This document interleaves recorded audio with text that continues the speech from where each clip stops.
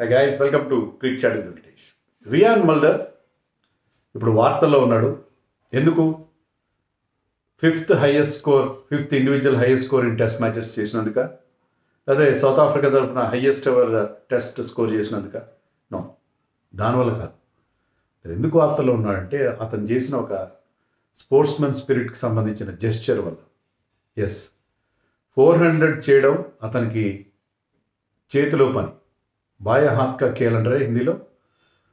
He was not out on 367 and day 2 of the test match. Lunch time బోల్డ్ అంత time ఉంది ఆ మ్యాచ్లో.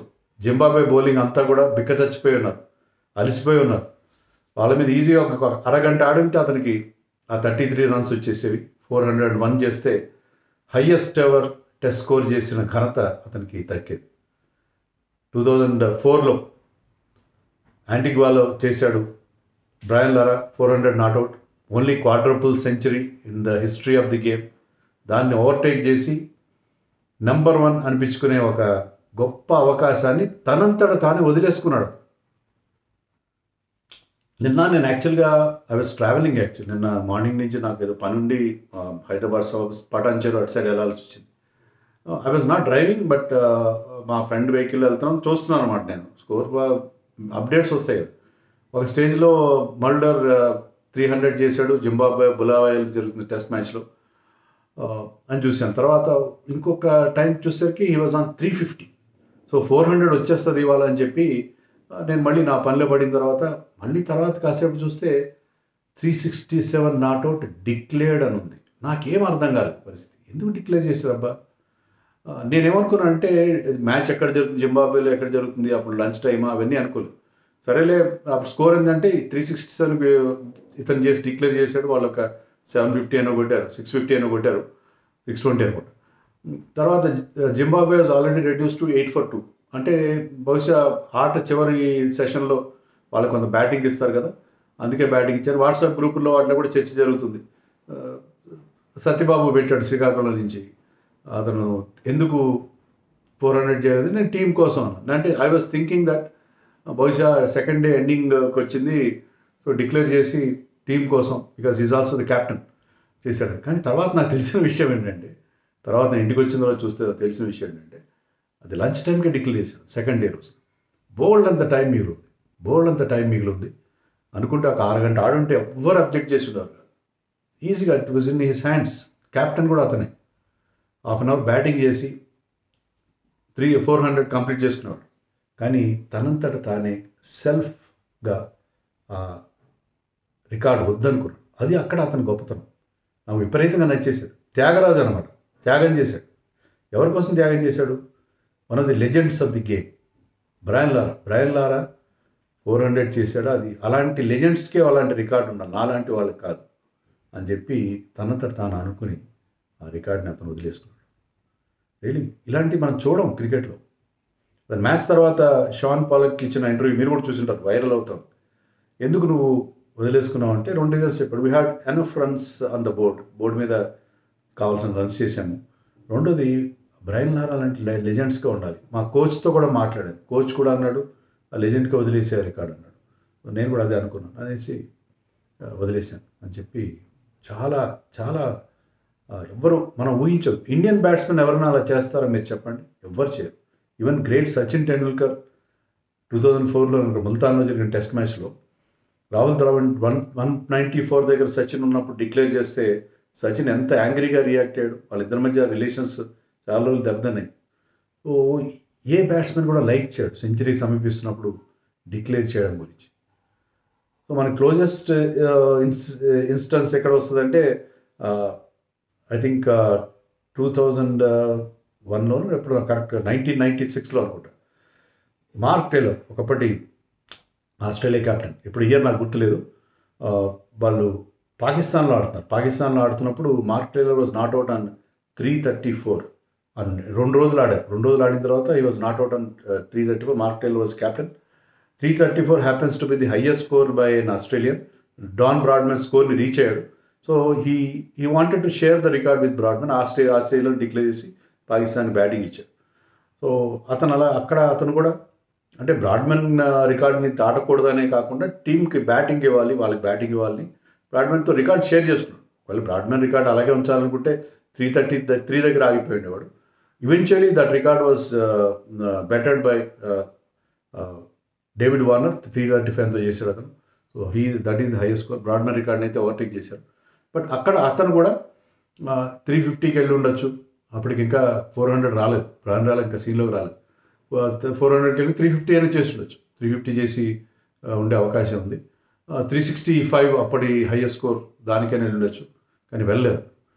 సో అదొక్కటే మనకు అనిపిస్తుంది. ఇలాంటి అంత పెద్ద రికార్డుకి పర్సనల్ ల్యాండ్ మార్క్స్ అనేవి ప్రతి బ్యాట్స్మెన్ చాలా చాలా ఇంపార్టెంట్గా భావిస్తారు.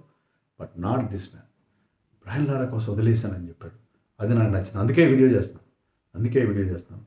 ఇలా చాలా అరుదుగా చూస్తాం కదా, అరుదుగా చూస్తాం మనం ఇలాంటి రికార్డులు. బ్రయన్ లారా 36 ఇయర్స్ కంటే ముందు 365 నాట్అవుట్ చేశాడు గ్యారీ సోబర్స్. ఆ గ్యారీ సోబర్స్ రికార్డ్ని 36 ఇయర్స్ తర్వాత బ్రయన్ లారా 375 చేసి దాన్ని ఓవర్టేక్ చేశాడు. అది కూడా యాంటిగాలోనే చేశాడు. 375 నాట్అవుట్ బ్రయన్ లారా రికార్డ్ని ఓవర్టేక్ చేశాడు. అండ్ తర్వాత దాన్ని బెటర్ చేశాడు మాథ్యూ హెడన్. 380 చేశాడు. Matthew hidden made 380 and Jayavardhana made 374.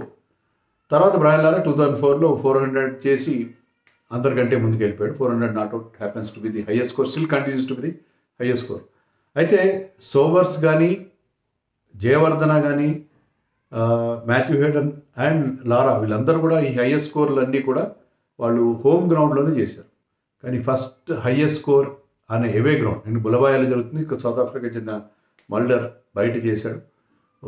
That happens to be another record, highest ever score made by a batsmen out side his home ground. Home test మ్యాచ్లో కాకుండా బయట test మ్యాచ్లో 367 not out by Mulder happens to be the highest score.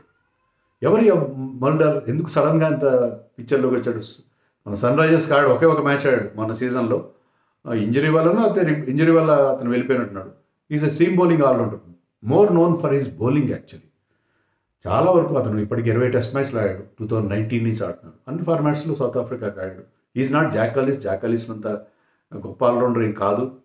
But అతను చాలా ఇంప్రెసివ్గానే ఉంది అతని record. అయితే number 7లో batting చేస్తే పెద్ద గొప్ప బ్యాటింగ్. అతను యావరేజ్ 26 ఉంది before this start of this match. This batting average is 26, bowling average బాగుంది, 25 ఉంది. సో బౌలర్గా అతను ఎక్కువ వికెట్ తీశాడు. బ్యాట్స్మెన్గా నెంబర్ 7లో ఒక లోయర్ ఆర్డర్ బ్యాట్స్మెన్గానే అతన్ని పరిగణించారు. అయితే లాస్ట్ ఇయర్ బంగ్లాదేశ్లో జరిగిన టెస్ట్ మ్యాచ్లో అతనికి నెంబర్ 3 అవకాశం ఇచ్చాడు వాళ్ళ కోచ్. సో ఆ నెంబర్ 3లో వచ్చిన తర్వాత అక్కడ బంగ్లాదేశ్లో సెంచరీ చేశాడు. తర్వాత WTC ఫైనల్లో కూడా అతను నెంబర్ 3లో ఆడి ఒక మంచి ఇన్నింగ్స్ ఆడడం కూడా మనం చూసాం. సో మల్డర్ ఎప్పుడైతే ఆ ప్లేస్ మార్చారో, హయ్యర్ అప్ ది ఆర్డర్ ఆడించడం మనం చూసాం కదా. ఇప్పుడు what has happened with Rohit Sharma and Virender Sehwag. ఎప్పుడైతే వాళ్ళ పొజిషన్ మారుస్తారో, హైర్ అప్ ది ఆర్డర్ ఆడే అవకాశం ఇస్తారో, అది ఒకసారి బ్రహ్మాండంగా క్లిక్ అవుతుంది.